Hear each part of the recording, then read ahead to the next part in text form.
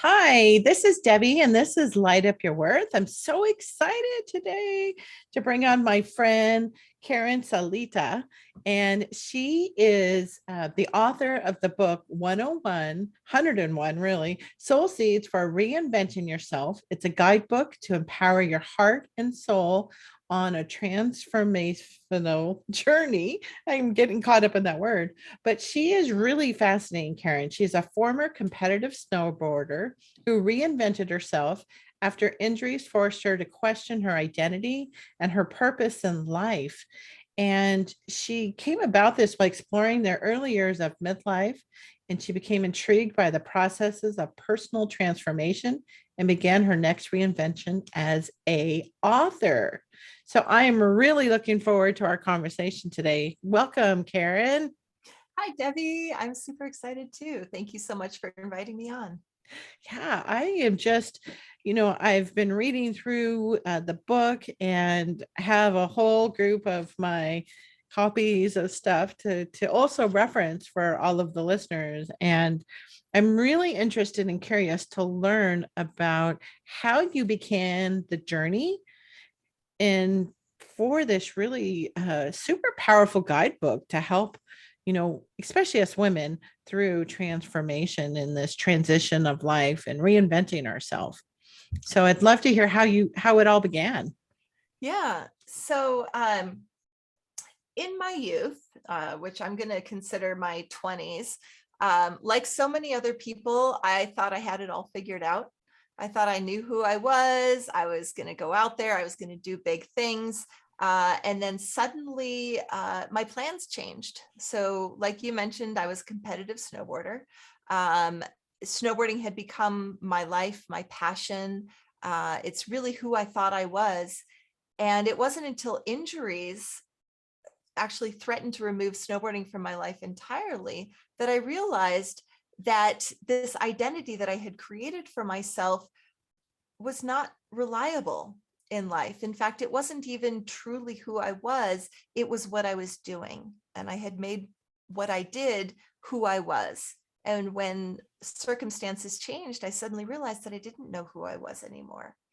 So, when I had begun snowboarding, I was a teen. And like many teens, I was awkward and I had been bullied as a child, and very uncomfortable. And I had learned to look to my peers to feel a sense of belonging and to feel validated. And I didn't get that from my peers until I started snowboarding. And that was when I started to feel good about myself. So in college, I was snowboarding full time and I had built my confidence up and I was, nationally ranked. I was sponsored, I traveled, and I thought I knew who I was. But when the sport was taken away from me, um, all of my insecurities came back. And I realized that my sport had become a cloak that was really just hiding the parts of myself that I didn't feel very comfortable and confident about.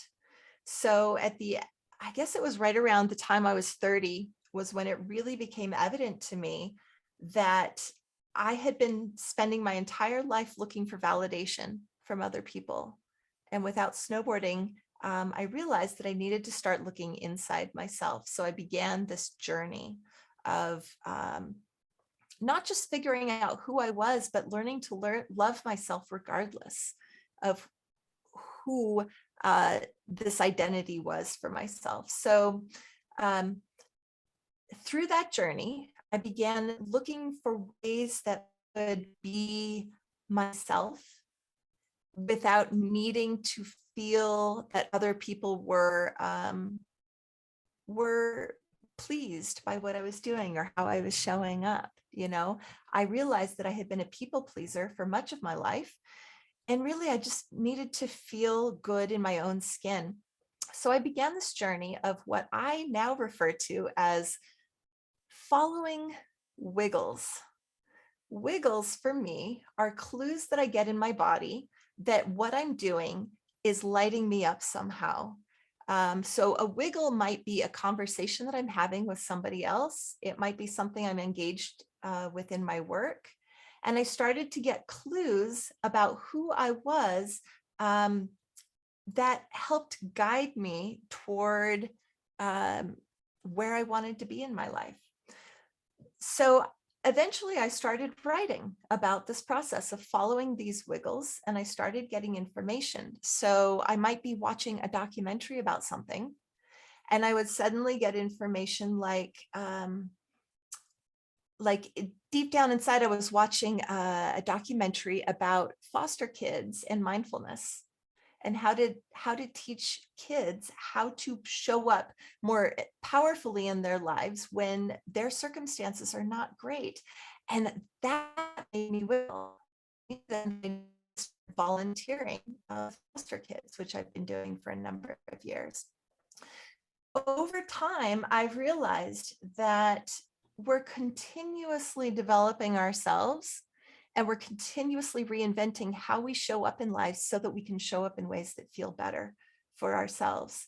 It's a never-ending process, but it's a process that's really rewarding as we start actually creating our lives in ways that feel better for ourselves.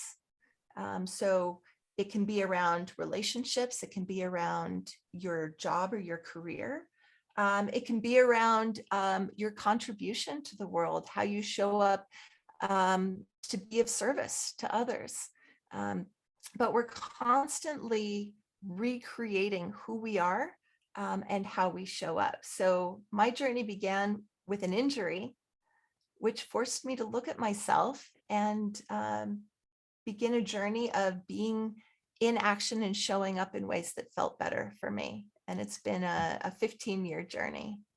Yeah, that's incredible. I think everybody can think of a time that started them on this process of really getting to discover ourselves, of once we take away what we're doing and that validation that we're looking for, whether it's an injury, whether it's a divorce, a job loss, or my goodness, did the world just give us this treat to look at ourselves with the pandemic and COVID and lockdowns, and Yeah. to really give us kind of the time for a lot of people who were home, right? Give us the time and Yeah. kind of um, throw back at us where we'll be spending our time and being able to do that. So I think your book is really perfect timing for those who are in this process now, Yeah. on You know, this journey. Mhm. I remember when you and I met was still fairly early in COVID, and we met around the conversation of what do we do when the world as we know it changes, and how do we know who we are when all of our circumstances are now different? And I think that COVID was an opportunity for people to realize all the ways in which they defined themselves in relation to their circumstances. I think prior to COVID, people got into the habit of sort of being on autopilot in our lives. Things had been the same for quite a while. We figured out what worked. We figured out what didn't work for us. And we thought that that was it. And we were just going to kind of keep doing what we were doing. I think what COVID did for a lot of people is it pulled the rug out by shifting our roles in life and the ways that we were showing up. So a lot of people had a role of being an employee in a certain environment. And for a lot of people, that's our self-worth. Our self-worth is I'm good at my job.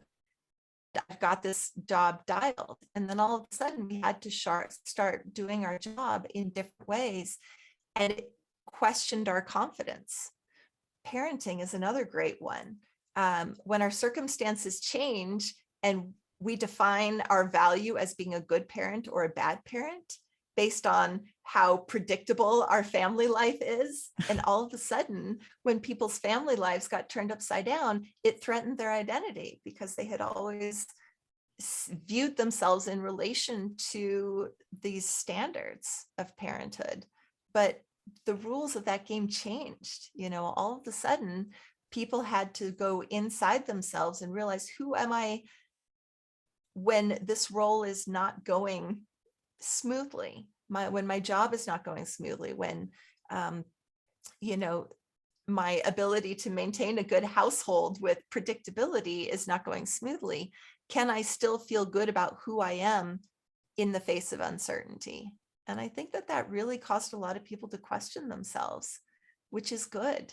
We should be questioning ourselves. I think it is good. I mean, this podcast was birthed out of a huge life event and multiple events from previously too, when I had started my first reinvention, after 9/11. That's my Mhm. first reinvention started. And beginning this process again, I think right before we met too, right? I mean, we met through an in-person event, which I've talked about, the Polka Dots Powerhouse, as a group of women who come together and empower each other, and being able to connect with somebody with like-minded people. And you were given a presentation really on how to help yourself through reinventing yourself, and having gone through some pretty big life changes, multiple life changes in a relatively short period of time. I was really drawn to the material that you were talking about, and it just really resonated with my soul, of this whole reinvention of ourselves, and really about feeling comfortable even in our own skin of where we are, even through this uncomfortable part of this transition. And so as you went through your own transition, learning, not only acknowledging it for yourself, that takes a lot of courage to acknowledge that you don't know. And Yeah. this whole predictability that you were talking about is really, um, we have gotten so used to it. We have kind of predictable lives, and then something shifts for us and just can kind of throw us out of our orbit. I really, one of the things that I had uh, thought about when I was going through here was, from your book, was number 18. Mm. Yeah. Number 18. And I don't know if you want to read it, or if you want me to read it. It just seems so, you have one of my favorite quotes here too, like ultimate favorite quotes. Yeah.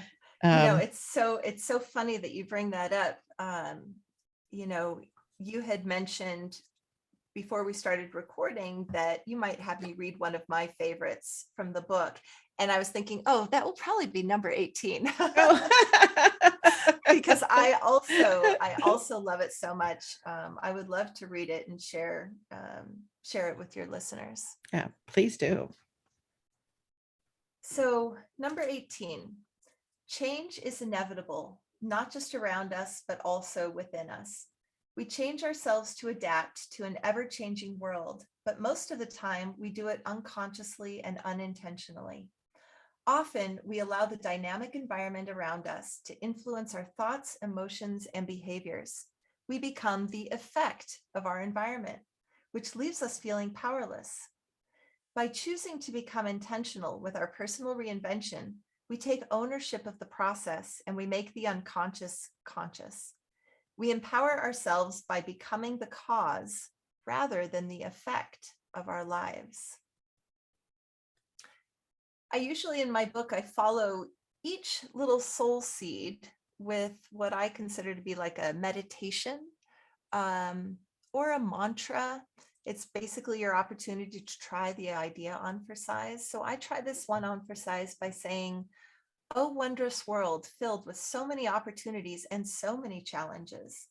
Please help me to notice those moments when I feel powerless in my response to my ever-changing environment. Help me to pause and ask, is it really true? Am I really powerless? What do I want to feel in this moment? And is there an action I can take that is consistent with how I want to feel? Please help me to be the cause and not the effect in my life." And the quote that you referred to as being one of your favorites is from Carl Jung, who said, "Until you make the unconscious conscious, it will direct your life and you will call it fate."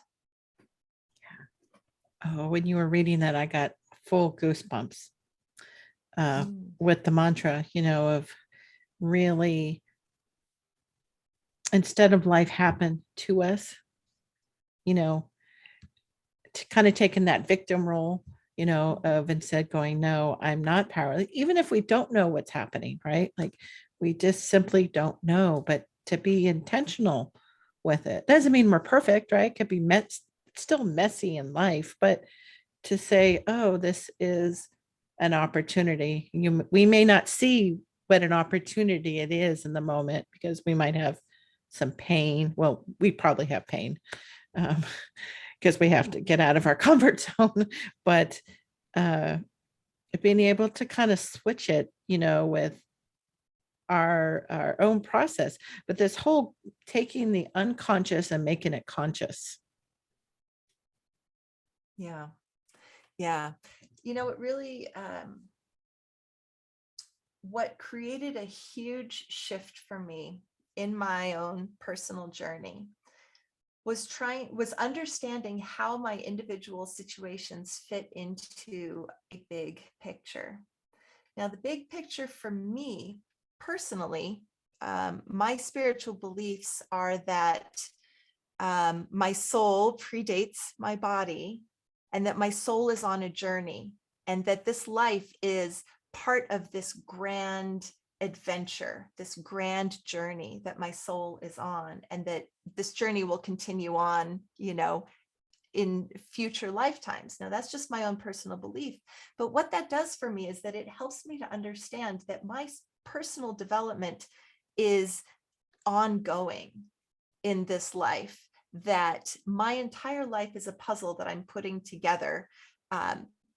And if you imagine a child who's learning about themselves and learning about the world, we all know that children learn best when things don't go their way, right? Think about a child in sports. If a child is learning to play a sport and they learn it perfectly right off the bat and they win every game, is that child learning anything about teamwork and hardship and adversity and overcoming obstacles? We actually want that child to face difficulty through their sports team so that they can learn the experience of overcoming in their lives, and they can learn about how to be compassionate toward others who are also experiencing adversity. If a child knows what it's like to lose a game, they're going to be more compassionate toward others who have just lost a game.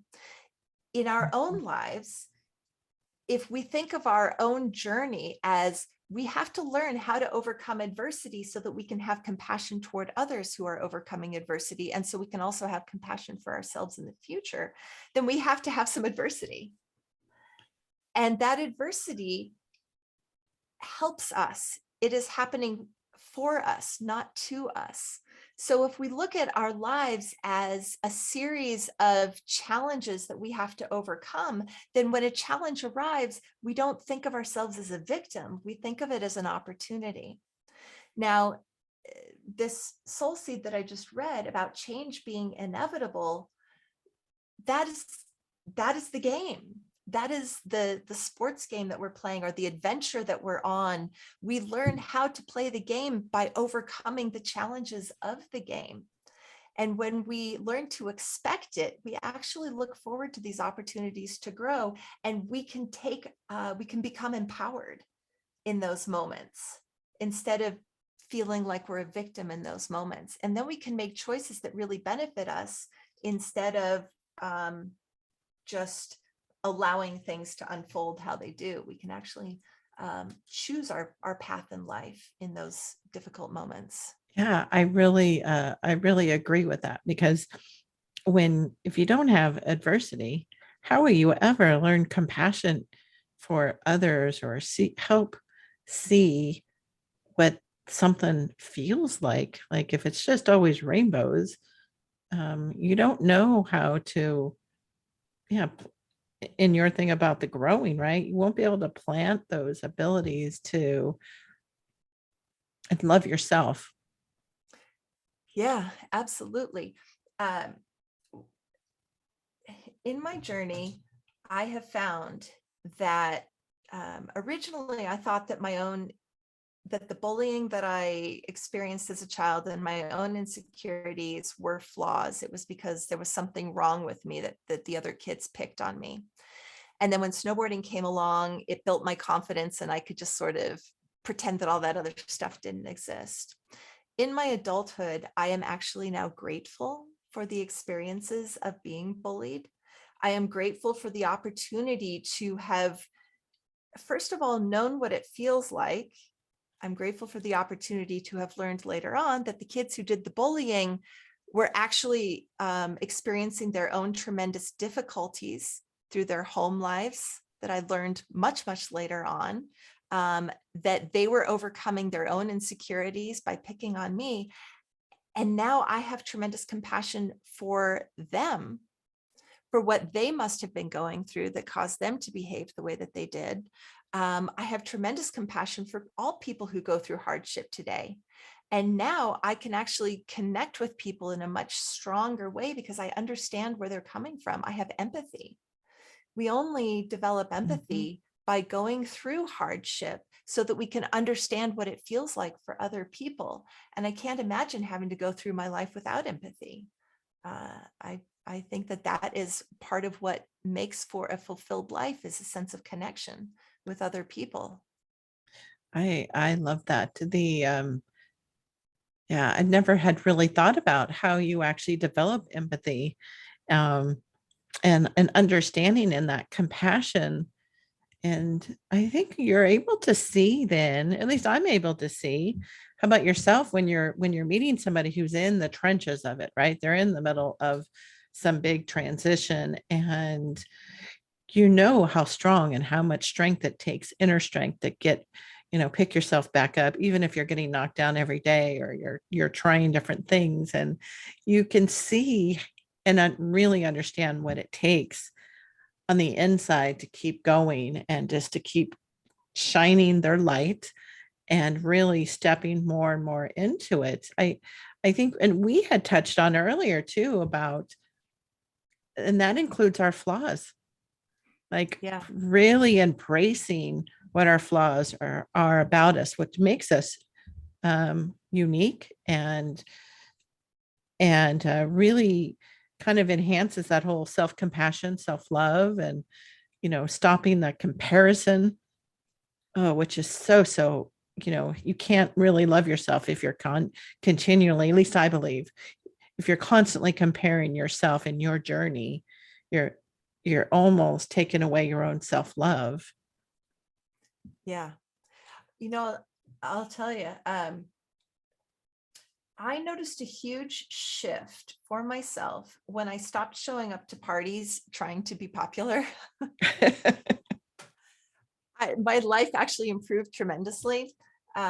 During that dark period after snowboarding had been taken away from me, I was really trying to put myself out there. I was joining social groups. I was going to, young adult activities. I was really trying to create a new circle of friends for myself. And I would go to these events and I would try to say the right things and do the right things. And I would try to look the right way. And I was miserable.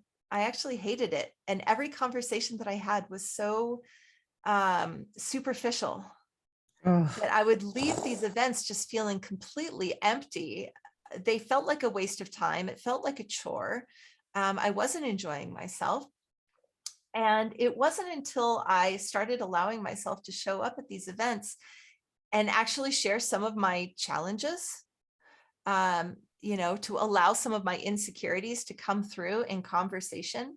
And the funniest thing happened. The moment I started showing other people my insecurities, in a way of, almost joking, about it, like, oh, I can't believe that I did this thing yesterday that was so embarrassing. And I just didn't know what to do with myself.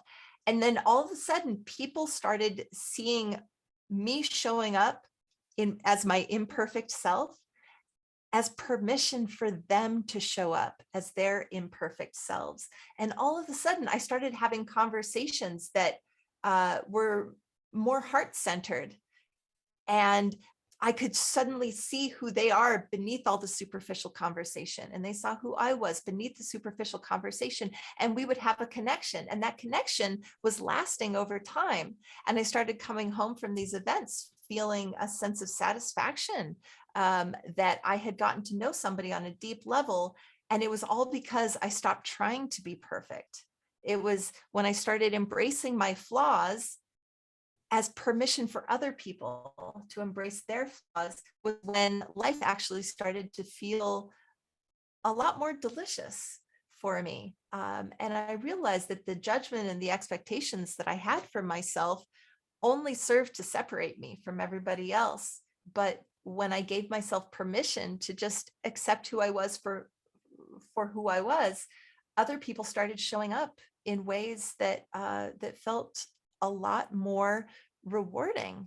And my experiences started to shift at that point. Yeah, that's a really that was a very vulnerable share. So thank you. Being able to identify for ourselves that we're actually doing that. I think we've been kind of conditioned, right, with some of this subconscious beliefs of this whole fitting in and, following this path of what we think we should be doing. And once we start subjecting ourselves to this path, there's only one way at any age, right? You could be 16 and every 16-year-old does this, or every 25-year-old you should have this, or 40 or 50, and it hasn't stopped unless we actually stop that. And the people pleasing, I think there's a lot of people, I think also with the pandemic, who are like done with the superficial. Like, look at all the memes we saw, right? With like, oh yeah, I washed today, right? I showered today. That was the win. But I think we got really real with who we are, and nobody cares that you're in your sweatshirt, or you haven't washed your hair in 4 days. Yeah, because they haven't either. And Yeah. now they don't have to pretend anymore. Yeah. When I was when I was a teenager, and throughout my life today, I have ADD, attention deficit, which some people say is a disorder, but and I thought so too when I was young, but I've actually learned otherwise.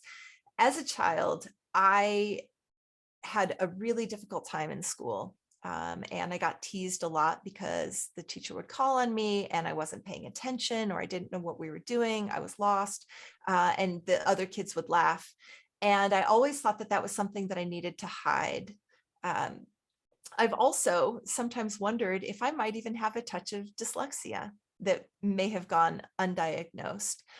And as I grew older, I thought that that was just something that I needed to compensate for. I needed to hide. I needed to work extra hard. I needed to study a lot. I couldn't let anybody know that I had this disorder or this learning disability.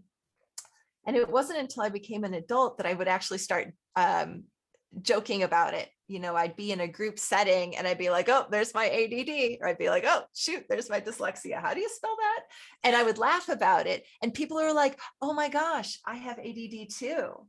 Oh, I didn't know that about you. And then we would start sharing experiences and it became a lighthearted conversation. The more that I embrace the parts of myself that make me unique, which as a child, I thought separated me from everybody else and made me less than, but now it actually gives me the opportunity to create a conversation that never existed for a lot of people before. And I also realize I am not uncommon. Most people that I know have some way that they process information that is different from other people. They also thought they were flawed, but now we're all realizing that we all exist on a spectrum of processing information. And it is only by embracing those qualities within myself that I can create an environment in which everybody feels like they can show up fully. And that's the world that I want to live in. That's how I want to be in this world, is showing up fully and giving other people permission to do the same. Yeah, I love that story. Before we come on, and the listeners who'll know, when I go to introduce a guest, that sometimes I stumble, right? I will get stuck on a word or I mispronounce people's names. And so I spend a lot of time before, because my thing as a child was that it was punctuation, right? Like, oh, she reads too fast. She needs to slow down. But it's always been punctuation. And then in 2013, I had a health crisis where I had to learn how to worked with had to learn how to talk again, basically. And so it's still there. And so I become like, oh, people are going to judge me that I'm not intelligent because I'm stumbling over a word, or I've never been exposed to different types of names other than, Smith or Jones, right? And that's far from the truth. I grew up in a very diversified uh, neighborhood, working class, tons of different types of names in the cultures, and totally the opposite of that. And so I just always found it to be disrespectful if I cannot pronounce the names. And so putting all that extra pressure on ourselves, though, actually makes it harder. Yeah. Instead of just going, okay, this is what I work on, and I don't need to own it, right? It doesn't define who I am. Once people know, like, no, I'm really connecting with you on a soul level, a heart level, that connection. And I'm sorry if I mispronounce your name. I'm really trying, but if I over focus on it, it'll just gets worse, right? Or I get stuck on a word. And you're in the inner circle when I'm like, please help me with this word. I like, for whatever reason, my brain can't jump that track. It gets stuck, in a loop. And so Yeah. we had that before we came on, and I just have to acknowledge it, right? But it doesn't define who I am, as ADD doesn't define who you are, or even if you're dyslexic. I think that our flaws are actually what make us more beautiful as a person, right? Like, we're Yeah. able to see past some of the superficial stuff and really help each other through it. Which really made me think of one of your things that you had talked about, which was number 23. You're talking about, and um, I'll read this since I've kind of jumped into it, if you don't mind. Number 23 says, sometimes we feel the need to shrink our desires so we don't draw too much attention to ourselves. Keeping our desires small because we're afraid of being judged by others is a lot like keeping a large plant confined to a small container so it doesn't continue to grow. When we conceal our dreams and desires, we deny our very nature, which is to emerge, expand, and flourish. As a gardener of your life, the greatest gift you can give yourself is permission to grow. And with the meditation part of it that goes along with it, is I am a seed of possibility planted, and it is my destiny to grow. I will honor this opportunity by nourishing myself with positive thoughts and influences. And I will surround myself with like-minded souls who are eager to grow with me. As I allow my potential to unfold, I find the sense of wholeness I have been seeking. And the beautiful quote here is, and the day came when the risk to remain tight as a bud was more painful than the risk it took to blossom. And this is by Elizabeth. I think it's Appel. Appel. Appel. I'm not sure how she pronounces Yeah. it either, but I adore it, and I adore her for it. Yeah, it's beautiful. And I know it's talking about desires and shrinking, but I think that really goes into, when I was reading it, I was thinking about like our perceived flaws, right? Our keeping ourselves too much attention to ourselves is almost like only focusing on what we perceive as a limitation. Yeah. Yeah. Um, it's so funny because this seed popped into my mind this morning when I was meditating. And I think in part because I knew that we were going to be talking today, but also because it kind of embraces where I am right now in my own journey. And two things come to mind. You know, we have a tendency to think that we have to show up in a certain way that is expected by other people. And then we end up spending our entire lives trying to keep that intact. But imagine if you planted, you know, I love plants. I get them all the time. Our house is covered in them. I love Trader Joe's plants. But imagine if you brought a plant home that was supposed to be, you know, that's in its young stage and it's meant to grow, and you just didn't want it to grow. And you told it, stay where you are, don't grow. What is that plant going to do? It has no choice but to grow. It's in its DNA to continue to grow. And we are the same way. So when we try to tell ourselves, I have to stay the same. I have, you know, I've achieved what I'm supposed to achieve, and now I have to just stay there and stay the same. It would be like trying to tell a plant to stop growing. It's not possible. We are supposed to continue to grow and embrace the aspects of who we are. And when it comes to the things that we think of as flaws, what if a plant considered its flowers to be a flaw?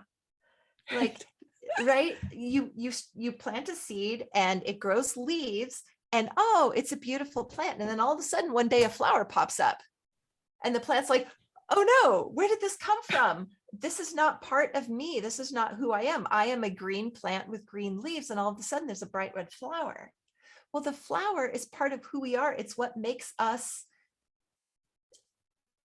the plant that we are. You know, a rose bush that never produced roses would only be a small fraction of who it is. But we come into this life thinking that that we are complete, and then all of a sudden a bright red flower shows up. For me, that's my ADD, which also gives me the ability to dive into projects.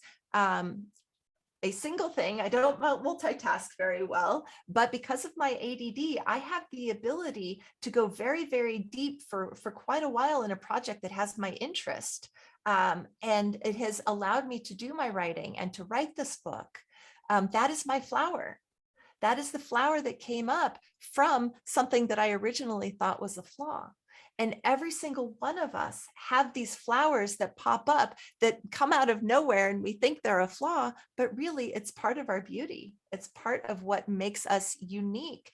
And it's part of our own personal growth. I love that symbolism of the rose, because eventually the rose will go through its season of being in blossom. And then we have to trim it back, reinvent. It reinvents itself and comes back again. And if anybody's ever planted roses, they know my dad used to plant me roses every house I ever owned. And so I'm particularly attached to roses. And every time it comes back, when you have a more mature rose versus the young rose, I mean, the stems on them are stronger, they're thicker, they withheld more of the weather that's around them, and their flowers are just even more spectacular on a seasoned rose that's been in the ground, has really rooted. The colors are more vibrant, and that's just a fabulous analogy of the whole reinventing, right? Not only does it come back, but every time it comes back, it's even more brighter and bolder. And yeah. And you know what also makes plants stronger? Wind. Getting blown around actually helps their little stalks to become strong. We are currently planting our seeds for our garden right now. They're on our kitchen counter in little seed, little dirt pods. But as they begin to grow, you're actually supposed to blow on them. to give them a sense of wind so that their little stems can actually grow stronger. And that's what our own experiences of overcoming our own personal adversities do for us, is it helps our beautiful rose bush to grow stronger and more brilliant over time. And, after we have a season of roses, what do we have to do? We have to trim it back. Now, you might look at a rose bush and say, oh, but isn't that going to hurt it? You're going to take a pair of clippers and you're going to cut off its poor little branches. No, it's not going to hurt it. It's going to help it to grow the next season. And that's exactly what the process of reinvention for ourselves is it's giving ourselves the opportunity to pick the parts of ourselves that we want to flourish and to trim off the things that no longer serve us. We have to prune the limiting beliefs that we carried all of these years that no longer serve us. And we're going to clip those off so that we can create new growth in its place. And we will go through a season where we are quiet and maybe not quite as brilliant and bright, because we're cultivating ourselves for the next season, where we give ourselves the opportunity to shine and allow our flowers to come out and to be seen and be visible.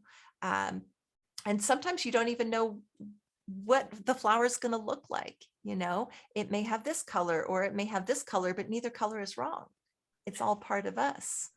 Yeah. And the seasons of a rose, it starts blending in. You might have bought a yellow rose bush 10 years ago, and now it is caught on to some of the other colors. It starts blending with the pollination with the bees, right? Like, Right. I see the bees as like your community, right? Of connecting and really letting you flourish and experience different aspects that you never thought about in that Yeah. whole recreation. Yeah. We become cross-pollinated, with our environment. And when we have new experiences, those experiences cross-pollinate us, and our colors shift and change over time, which we consider beautiful when we're looking at a rose bush. And we should also learn to consider it beautiful when we're looking at ourselves, that we don't have to stay the same color our entire lives, that our rose bush doesn't have to be the same size. It can continue to grow. It's expected of us that we are going to continue to evolve and shift and grow and produce different leaves and different flowers over time. And sometimes we are going to need to prune off some things that are no longer serving us. And it's all part of the journey. It's all part of our growth.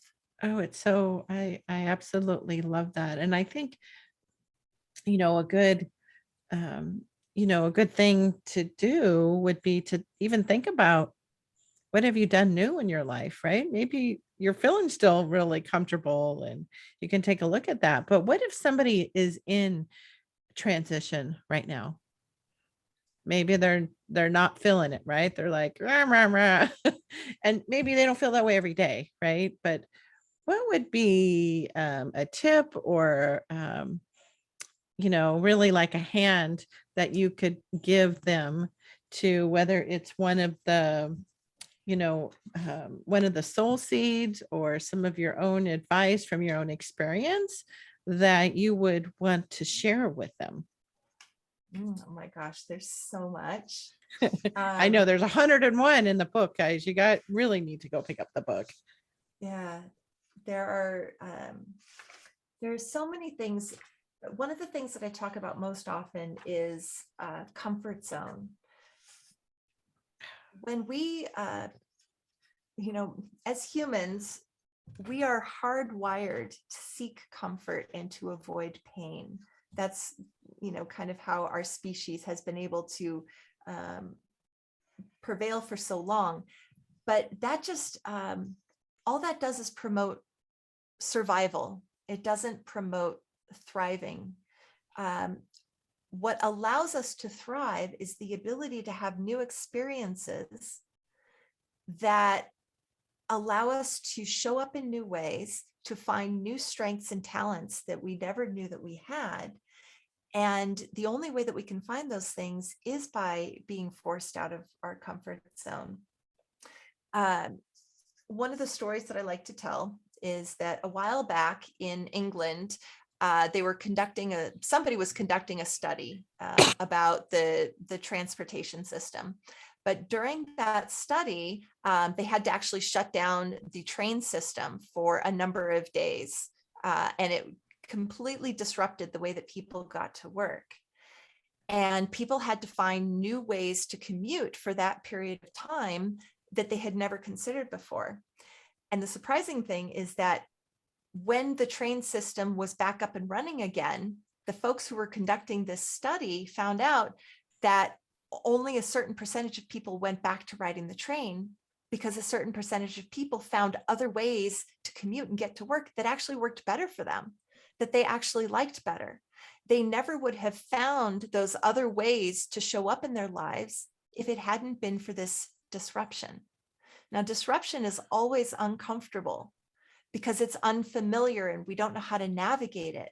But through the process of navigating outside of our comfort zones in something that may feel awkward, uncomfortable, you may even feel like a victim for a period of time, it forces us to develop new skills and new ways of being that actually feel better for us in the end. So really seeking opportunities to step out of our comfort zone on a regular basis helps us to develop the muscles to do that in other aspects of our lives so that we can discover new possibilities for ourselves. And my recommendation is always find new ways to step out of your comfort zone regularly, not when you're forced to, but choose to. So one example from my own life is I learned how to weld a couple of years ago, and I learned how to do woodworking. Why? Why not? Because it's something new. It just so happens that my sweetheart knows how to do those things and he could teach me, but I also could have gone to the community college and I could have taken a course. So now I actually have the ability to build furniture for our house that I can custom make to be exactly what I want. Now, the process of learning how to weld is very uncomfortable because I'm a perfectionist and it did not come easily. And I made a lot of mistakes and I would have to scrap what I was working on and start over sometimes. And that was uncomfortable. But now I have the ability to make beautiful things for my surroundings. And I try to find opportunities on a regular basis to learn something new, take a class. I am not a technical person. Computers are definitely not my language. And so several years ago, I took a computer programming class just to prove to myself that I had the ability to do it, because I had a story in my head that I was not capable of it. So I took a class and guess what? I could do it. I didn't choose to continue doing it, but I learned something new. So every time we step out of our comfort zone, we learn that we are capable of far more than we had thought we were. And then when, the winds of change come and we do face disruption, we can face it with a sense of empowerment that we have the ability to learn new things and develop new skills in life. Oh, that's a wonderful example with the welding and the woodworking. Oh, yeah, great tip. To reach out and do it, because it's like a muscle. You get more comfortable in the uncomfortable, and you can start to really trust the universe that it's going to work out. Is it going to look what you thought? No, it's going to look different. Yeah. You don't even quite unknown. It's almost like when you're going to get a surprise gift, right? That's sitting under the Christmas tree. You're like, what is it? What is it? Right? The anticipation and of shaking it, trying to figure out what it is. And it hasn't quite revealed itself yet. And I love that. Yeah. So stepping out of your comfort zone is, for me, a very important part of my process because I am a recovering perfectionist. And in order to be a perfectionist, things have to be predictable, which means that they have to be comfortable. But for me to thrive in my life, I have to have the confidence to know that I can fail at something and it will be okay, that I can be imperfect and continue to thrive in my life. By stepping out of my comfort zone, I am forced to release perfectionism because there's no guarantee it's going to turn out exactly the way I think it will. But more often than not, it actually turns out better. And I've learned and grown along the way. And then when other things happen, being out of my comfort zone is not as uncomfortable as it once was. Yeah. Yeah, that's really great because you're kind of letting go of the expectations of how you think it's going to show up. And I think that's even part of the people pleasing, some of our cultural programming of what we think it should look like, that comparison again, all of Yeah. that empathy that you've built for yourself. And Yeah. And it all comes full circle to the process of reinventing yourself, which means allowing parts of yourself to come out that have not been developed before, but that you actually really embrace aspects of yourself, of your creativity, of your problem solving capabilities, aspects of your, the way that you relate and connect to other people, parts of yourself that, that didn't have a chance to become developed because we were too afraid that we might fail. And by allowing ourselves to try new things, to be okay with falling down and getting back up again, just like children do when they're learning how to walk, we give ourselves the opportunity to know ourselves better. And I often say that reinventing yourself is not becoming somebody new. It's coming back to who you already are and allowing those parts of yourself to thrive in an environment that you may not have had to thrive in before. You may not have given yourself the opportunity, or maybe because of your circumstances growing up, you were never given the opportunity to express yourself in new ways. And every time we step out of our comfort zone, we give ourselves the opportunity to know ourselves better and to reinvent our lives in ways that feel better for us going forward. well, those are wonderful suggestions, Karen. I'm really hoping that people will, take a listen, give it a try, right? Like what's there to lose if you try something different, right? Like Right. you And might if find nothing a new else, you way get to a, get to it. exactly. If nothing else, you get a good story to tell. And you get to share your experience with somebody else, whether it worked for you or not. And that gives them permission to start sharing their stories of what works for them. And that helps us to create a sense of connection and community and all of the things that we're out there searching for. Um, we can start doing on a daily basis, simply by learning new things and showing up in new ways. Oh, that's wonderful. Now, if somebody is interested in, uh, connecting with you, I know they can pick up your book. And how else can they reach you on social? Oh, absolutely. Social media is great. I'm Karen.Salita on Instagram, and follow your wiggle on Facebook. But also my website is karensalita.com. I have a blog where I write articles on all these different themes that we've talked about. And there's also a contact section there where you can send me an email. I love hearing other people's experiences in reinventing themselves. I love hearing how my book shows up for them in their lives, and what parts of my book are most resonant to them, or articles in my blog that relate to an experience that they've had. I really love hearing how are other people out there showing up fully in their lives, reinventing themselves, overcoming adversity. Yeah, I love connecting with people and I love hearing their stories. So I definitely welcome people to reach out to me. Yeah, and I hope they do. I hope they pick up the book, and if they do, I want them to read number 86. So, which is what we had talked about with our comfort zone, it touches on it. And so, um, and with another one of my favorite quotes, I think I've actually put this on social media more than once. This quote, that's our quotes are really similar. I love quoting people, but number 86 is super powerful. And it's also talking to us about what we were talking about with our comfort zone. Yeah. I would love to conclude with this one because I think that this one really wraps up our entire conversation really nicely. Please do. Please read number Okay. 86 for us. Many of us are seeking personal reinvention to shift from a place of feeling fractured to a place of feeling whole. We become fractured when the self we reveal to others is different from the self we know ourselves to be. We can begin to reconcile our inner and outer worlds when we stop letting other people's opinions be the criteria for valuing ourselves. Letting go of the need to make others comfortable with our presence gives us the space necessary to heal our fractures.